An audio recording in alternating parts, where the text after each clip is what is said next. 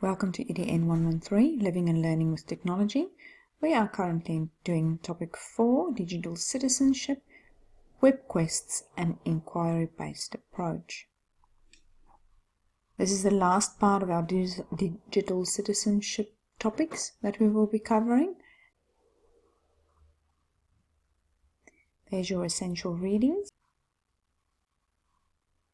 Please do yourself a favor and do the readings so that you can grasp a better understanding of the meaningful learning with technology that is discussed in these chapters. Our learning objectives for the day is: what is a WebQuest-based inquiry approach and why use this approach? And then we are going to look at WebQuests created by teachers. What is a rubric? Why use rubrics? Where can I find examples of rubrics? And then what is the purpose of shared documents like Google Documents or shared documents on OneDrive? And what is a wiki? And why use wikis on all Google sites? And the pedagogy that we're going to look at is WebQuests and rubrics. So first of all, let's stand still and look at what is a WebQuest.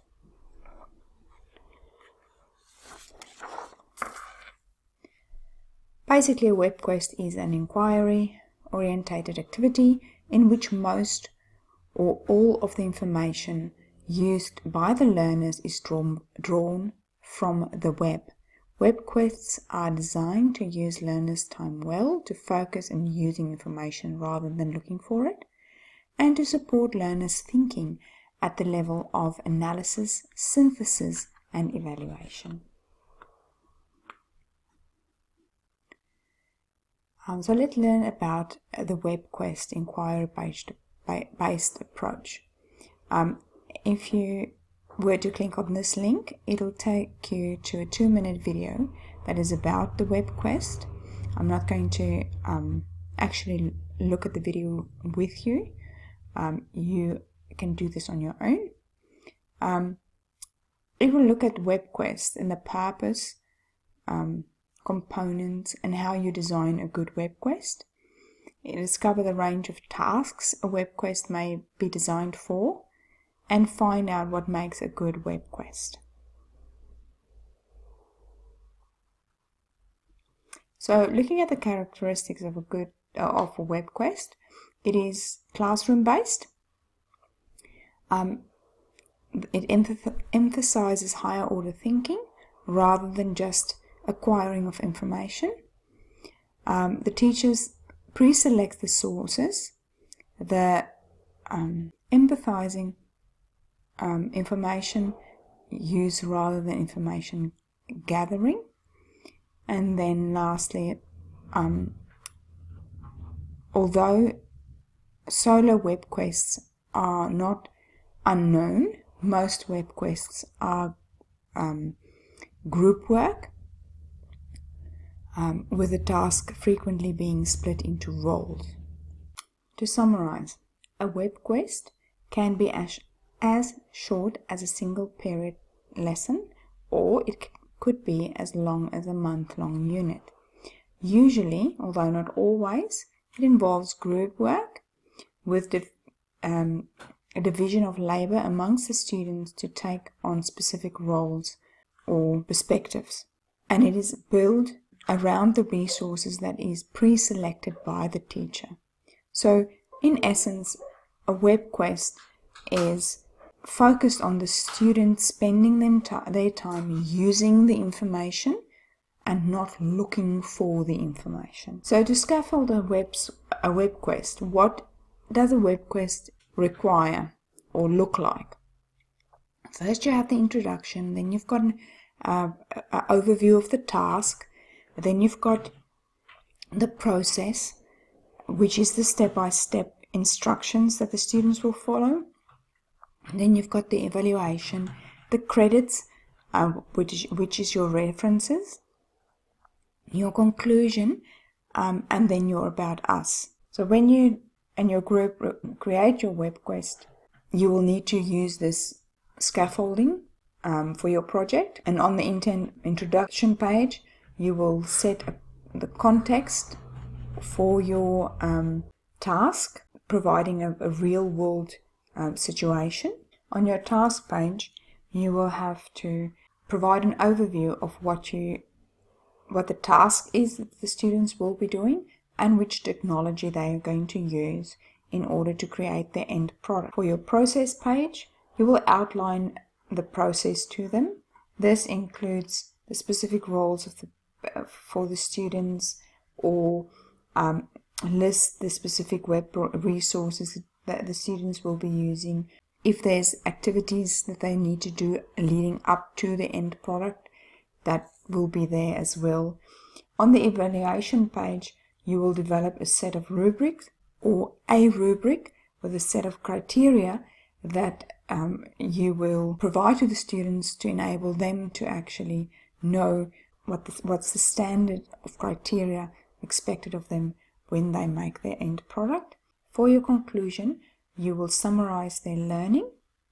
The credits, you will provide proper accreditation to your website or your WebQuest. That means all the resources you've used, pictures that you've used or images that you've used, and resources that's been created by the group. You also need to reference them. And then the About Us page is a page where you will introduce the team, and from there you will go and have your About Me pages where you will then introduce yourself and give us a little bit more information about yourself, and then explain how you think that the WebQuests facilitate meaningful learning. Looking at sample WebQuests. Sample WebQuests. If you go onto the LMS session 4, you will find the sample WebQuests for previous cohorts there. We're going to use that for our next activity. So it would be good for you to stop the video here, locate the sample WebQuest, and then come back to the video. Right, so for our sample WebQuest activity, we're going to use a See, Think, Wonder thinking routine. Now you'll find an STW Word document on the LMS, and I'll also upload it to Edmodo for you.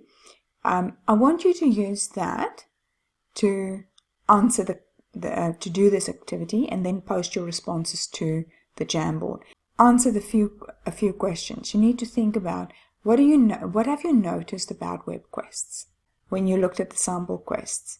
What do you think about the task description and the assignment marking rubrics?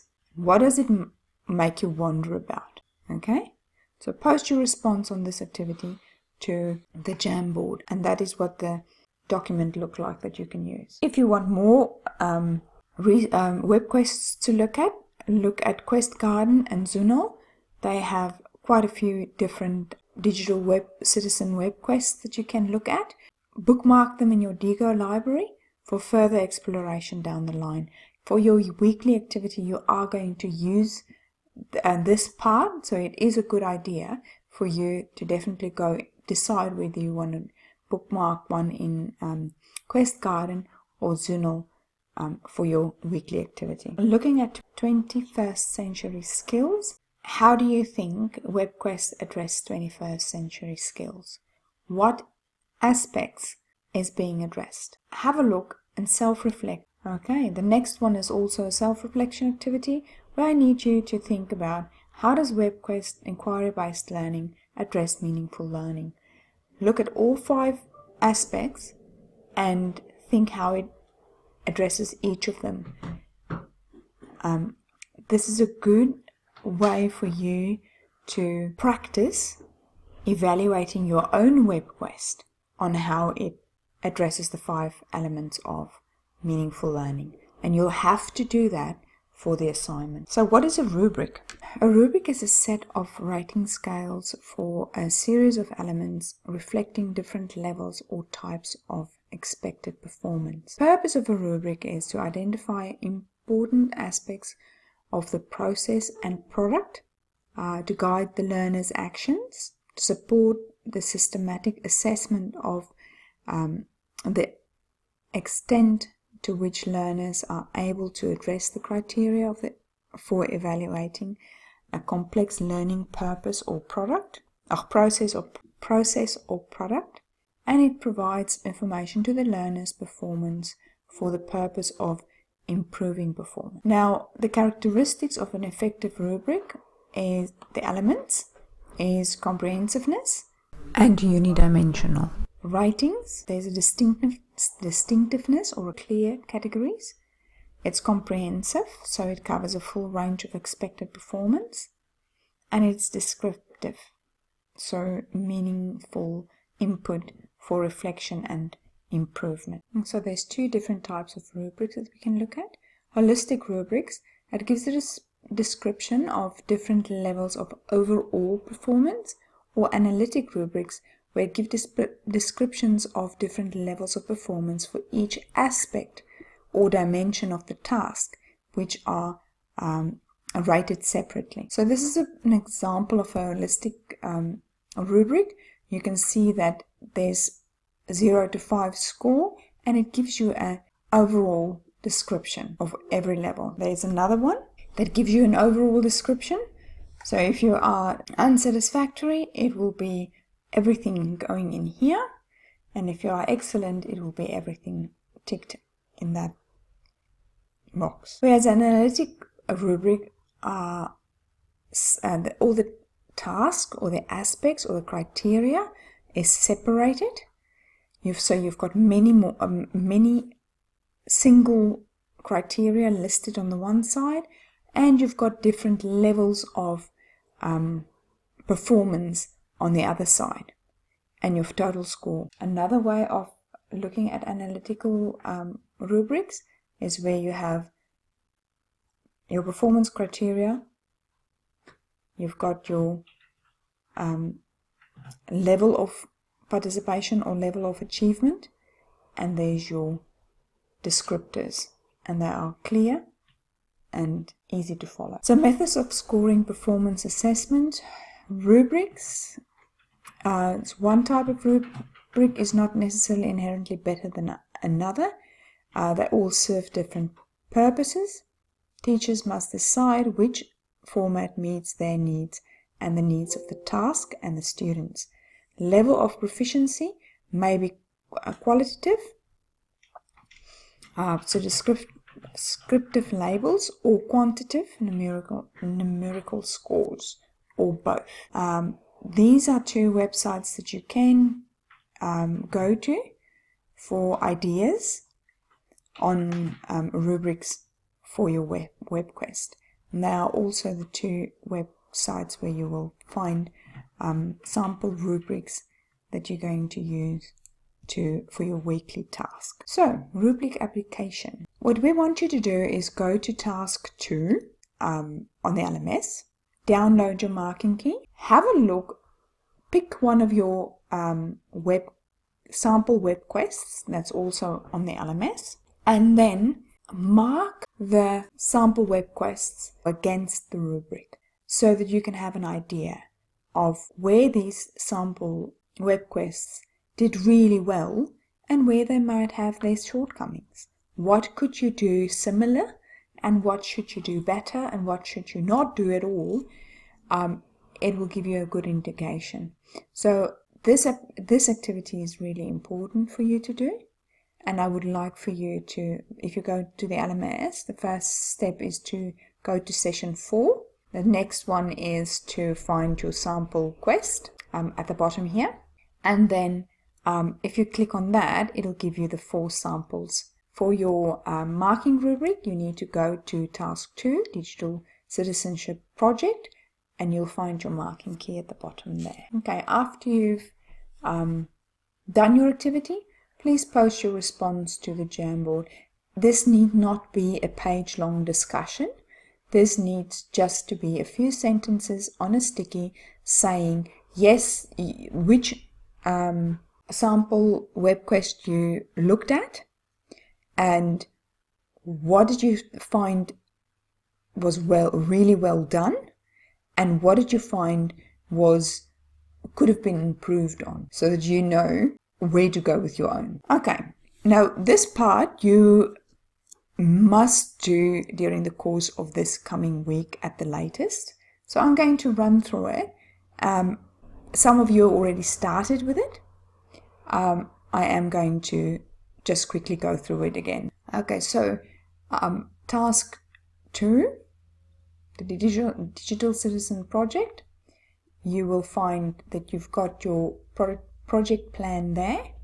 You can either click on it and it will give you the following, where you need to set up your Microsoft Office account for students. And I would suggest that you do it in any case, because you're going to, if you might not use it in this unit, you are going to use it in other units in any case. So go to that link and open up your Microsoft student account, and then one person need to upload this and share it with the rest of the group. That's one way of doing it.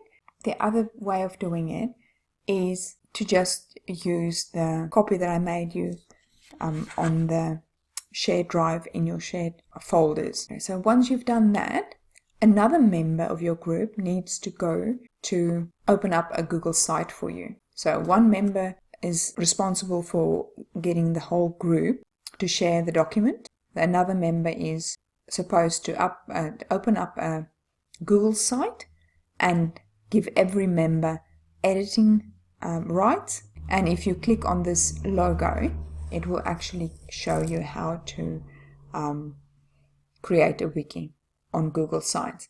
Now, the one that I've used in my video is the general one. You can opt to have the generic one or the new version of it. That's up to you. Okay, so why use these platforms for collaboration? We talked about the 21st century skills, and I had you having a little bit of a reflection on it.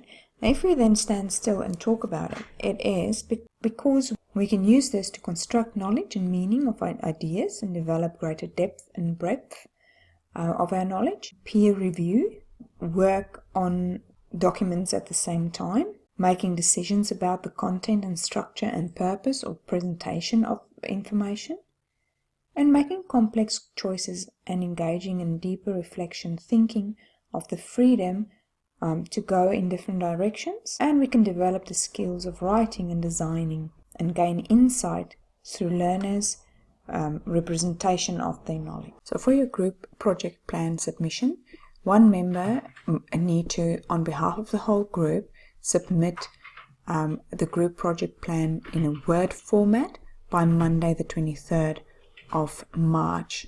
Please make sure that all group members have filled in their names, their student numbers, and the details required on the planning template.